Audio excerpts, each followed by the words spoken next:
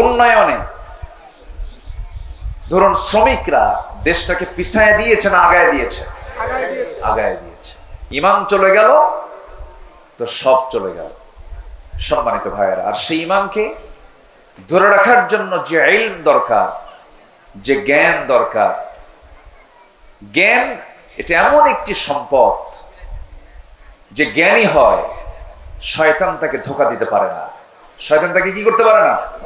ধোঁকা দিতে পারে না। শয়তান মূর্খের কাছে গিয়ে যত আরাম পায়, জ্ঞানীর কাছে গিয়ে সেই মজাটা পায় না। এজন্য আল্লাহ তাআলার প্রথম হুকুম কি বলেন তো?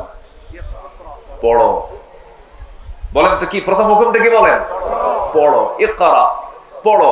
কার নামে? আসতে বলবেন না, কার নামে? আল্লাহর নামে পড়ো। আমার দেশে পড়াশোনা যে হচ্ছে না তা না, হচ্ছে। শিক্ষিতের হার বিগত সকল সময়ের চাইতে এখন বেশি না কম? বেশি। আমার দেশে এখন শিক্ষিতের হার অনেক, কিন্তু যে শিক্ষিতরা আমরা দেখতে পাচ্ছি, যে শিক্ষিতদের দেখতে পাচ্ছি, আমার দেশের উন্নয়নে ধরুন শ্রমিকরা দেশটাকে পিছায় দিয়েছে না আগায় দিয়েছে? আগায় দিয়েছে। আমার দেশের কৃষক যারা কৃষি কাজ করেন তারা দেশকে পিছায় দিয়েছে না আগায় দিয়েছে? আগায় দিয়েছে। প্রবাসী, লক্ষ লক্ষ প্রবাসী প্রবাস জীবনে থেকে ওই পাখির মতো ঝুলে ঝুলে কনস্ট্রাকশনের যে কাজগুলো করেন, তারা দেশকে পিছায় দিয়েছেন না আগায় দিয়েছেন?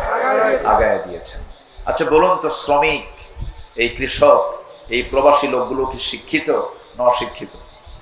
অশিক্ষিত। তারা অশিক্ষিত হওয়ার পরও এই শ্রমিক, এই প্রবাসী, এই কৃষক অশিক্ষিত থাকার পরও দেশকে তারা আগায় দিল, দেশের উন্নয়নে বিশাল ভূমিকা পালন করলো। কিন্তু দেশকে পিছায় দিল কারা? বলেন কারা? শিক্ষিতরা। কোন শিক্ষিতরা? যারা কোরআন শিখেছে তারা মনে হয় নাকি? বলেন বলেন তারা। তাহলে শিক্ষা দু প্রকার। দেশকে পিছায় দিয়েছে রুহের শিক্ষায় শিক্ষিত যারা, যে শিক্ষার মধ্যে প্রাণ আছে, ওহির শিক্ষার মধ্যে যে প্রাণটা আছে, এই শিক্ষায় শিক্ষিত লোকগুলো দেশকে পিছায় দেয় নাই। দেশের টাকা লোপাট করে বাইরে পাচার করে 24 বছর শিক্ষিতরাই যারা কোরআন ছাড়া জ্ঞান অর্জন করে জাতিকে ঠকিয়ে দিয়েছে। সম্মানিত ভাইয়েরা, আমি বলছি না যে আপনি ইঞ্জিনিয়ার হবেন না, হবেন। আমি বলছি না আপনি ডাক্তার হবেন না, হবেন।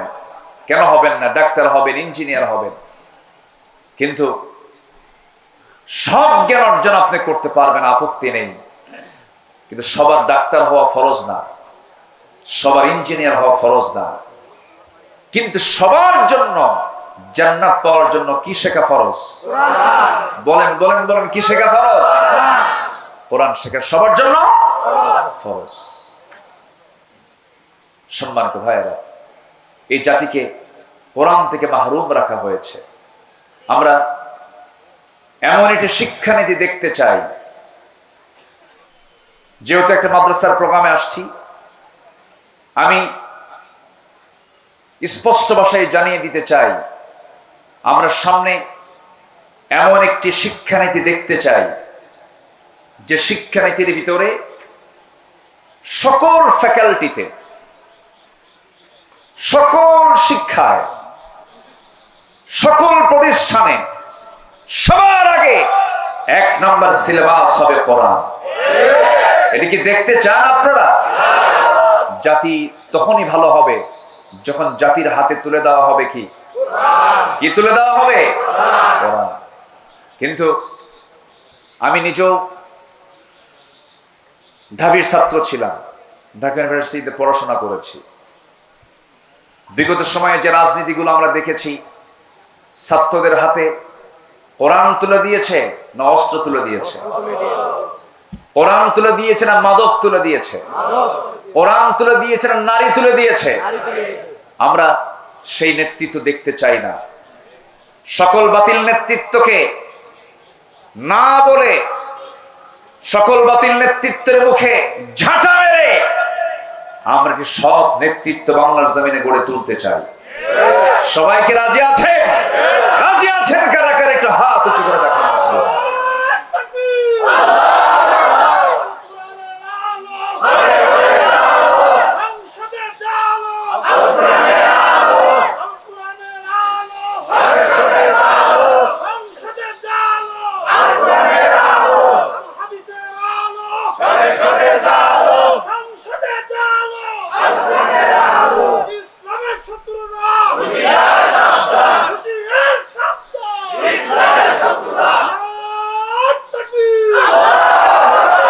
আল্লাহ কবুল করুন, জোরে বলি আমিন। রাগ করতেছেন মনে হয়। আমরা যখন রাষ্ট্র নিয়ে কথা বলি, আমরা যখন সমাজ নিয়ে কথা বলি, তখন একটা মহলের গায়ে চুলকানি শুরু হয়, আছে কিনা? হুজুর আপনি দোয়া করে দিবেন, আমরা যা করি করি, আপনাদের দায়িত্ব হলো দোয়া করা, বাচ্চা হলে আজান দেওয়া, বিয়ের প্রয়োজন হলে একটু বিয়ে পড়ায় দেওয়া, আর মরে গেলে একটু জানাজা পড়ায় দিবেন। এই তো আপনাদের ডিউটি। আপনারা আবার এই দিক থেকে কথা বলেন কেন? আমার দেশে আবার কিছু হুজুরও ছিল, বিগত 16 বছর দেখেছি আমরা, সিনেমা হল উদ্বোধন হবে, হুজুর গিয়ে দোয়া করে। মদের ফ্যাক্টরি উদ্বোধন হবে, দোয়া করে আল্লাহ এই ফ্যাক্টরিতে বরকত দিয়ে দেয়। আছে কিনা বলেন? এখনো ঘাপটি মারে এই সমস্ত মুনাফিক চক্র আছে না নাই? যারা সামান্য কিছু অর্থের বিনিময়ে দিনকে বিক্রি করে দেয়। ইয়াহিয়া তাকির একটা কথা খুব পছন্দ হয়েছে, ছাগলের দাম 20,000 টাকা, আর একটা ব্যক্তি তার ঈমান বিক্রি করে 500 টাকা দিয়া। সম্মানিত ভাইয়েরা, আমরা নিজের জীবনটাকে সাজাবো কোরআন দিয়ে, জোরে বলি ইনশাআল্লাহ।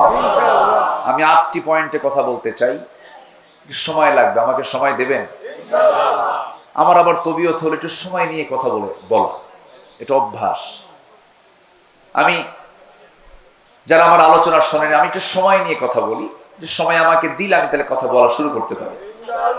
কারো কোনো আপত্তি নাই তো? হয়তো কষ্ট হচ্ছে আপনাদের, একটু গরম, অসুবিধা হচ্ছে, একটু মনোযোগ দিয়ে শুনবেন। আল্লাহ তুমি শোনার তৌফিক দান করুন, জোরে বলি আল্লাহুম্মা আমিন। কোরআনের আলোকে প্রকৃত মুমিনের আদর্শ চরিত্রের একটা রূপরেখা আমি তুলে ধরতে চাচ্ছি। আমরা আমাদের চরিত্রকে সুন্দর করে সাজাবো হলো কোরআন দিয়ে, জোরে বলি ইনশাআল্লাহ।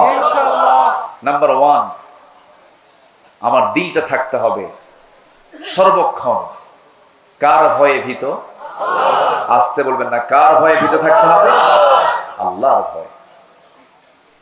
আল্লাহর ভয়ে ভীত হলেই পৃথিবীর কোনো ভয় ওই দিলে স্থান পায় না। আল্লাহর ভয়টা ইস্তেকামাত হলে পরে সেই দিলের মধ্যে কোনোদিন কোনো কপট,